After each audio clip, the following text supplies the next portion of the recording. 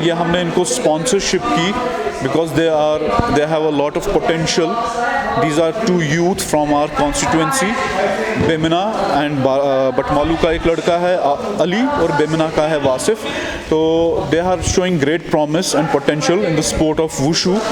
तो I am myself wushu player. तो उसीलिए हमने इनके एक्सपेंडिचर्स उठाने के लिए इनको स्पॉन्सरशिप की. तो जहाँ तक अमाउंट का सवाल है, well I would rather like to keep it confidential because अच्छा नहीं लगता है कि आप इस चीज़ को उछालें. तो ये एक्टिविटी हुई है under the aegis of Kara foundation and basically we have हमारी एक सब्सिडरी और वर्टिकल है. करा फाउंडेशन एक NGO है, उसकी एक सब्सिडरी और वर्टिकल है करा टाइगर्स जो स्पोर्टिंग एक्टिविटीज़ को प्रमोट करती है. तो on the instructions of honourable MLA central Shalteng Tariq Hamid करा मैं यहाँ आया और इनको ये स्पॉन्सरशिप की, जिसके स्पॉन्सर्स थे शाहीन एग्रो. मैं उनका भी बहुत शुक्रगुजार हूँ क्योंकि वो अक्सर यूथ को स्पॉन्सरशिप करते रहते हैं, वेदर इट्स गोल्फ और वुशू नॉन कन्वेंशनल स्पोर्ट्स में और वैसे स्पोर्ट्स में जिससे यूथ टुवर्ड्स फिटनेस आए और डी एडिक्शन और ड्रग मेनेस सोसाइटी में कम्बैट हुए. तो मैं शाहीन एग्रो के आसिफ जहांगीर और माजिद वफ़ाई साहब का भी शुक्रगुजार हूँ और मैं शुक्रगुजार हूँ सेक्रेटरी स्पोर्ट्स काउंसिल का भी, जिन्होंने इतना अच्छा इंफ्रास्ट्रक्चर बनाया है और उम्मीद करता हूँ कि आने वाले दिनों में वो पूरी श्रीनगर में और पूरे वैली में स्पोर्टिंग इंफ्रास्ट्रक्चर को अपग्रेड करेंगे.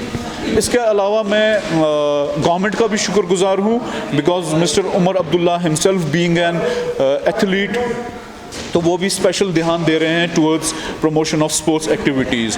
तो उन सब का शुक्रगुजार हूँ. और जैसे कि मैंने कहा, last but not least mister Tariq करा, जिनका ये इनिशिएटिव है डायमंड कट्स डायमंड.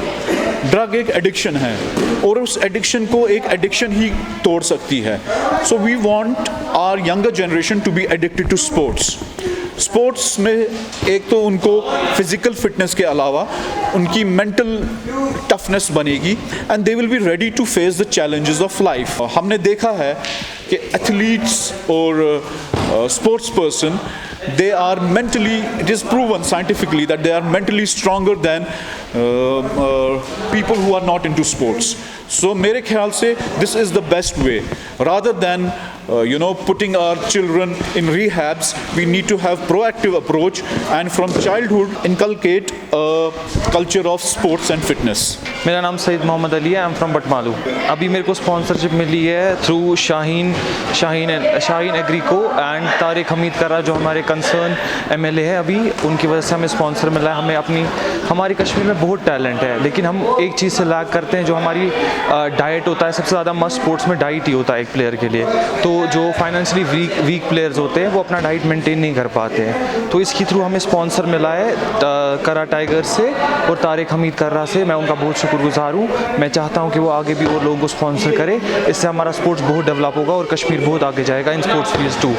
जैसा आप देख रहे हैं अभी ड्रग्स भी बढ़ रहे हैं. मैं एक छोटी सी मिसाल दूंगा कि the diet, natural diet is really costly है. ठीक है, नेचुरल डाइट जो भी बंदा लेगा वो बहुत कॉस्टली होता है. तो जो प्लेयर्स है वो एक शॉर्टकट यूज़ करते हैं, स्टीरॉइड्स यूज़ करते हैं. तो इसकी वजह से अगर हमें और स्पॉन्सर मिलेगा और सपोर्ट मिलेगा लोगों की तरफ से डाइट की तो और प्रैक्टिस की ओर, तो हम और आगे जा सकते हैं और हम शॉर्टकट से दूर जाएंगे.